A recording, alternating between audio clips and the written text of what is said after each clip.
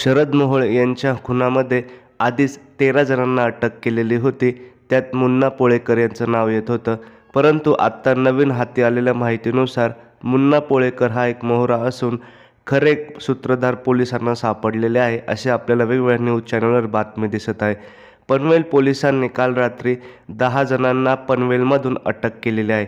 यामध्ये मुख्य 2 नावं समोर येत आहे, ते म्हणजे रामदास वाघेभाऊ मारणे आणि विठ्ठल अण्णा शेलार. या दोघांची नावं पुढे येत असून रामदास वाघेभाऊ मारणे आणि विठ्ठल अण्णा शेलार हे दोघेही मुळशी तालुक्यातील असून 2010 साली शरद मोहोळ यांनी मारणे टोळीचे प्रमुख असणारे किशोर मारणे यांची हत्या केली होती. त्यांचेच बंधू म्हणून रामदास वाघेभाऊ मारणे हे आहे असं सगळ्यांना समजत आहे.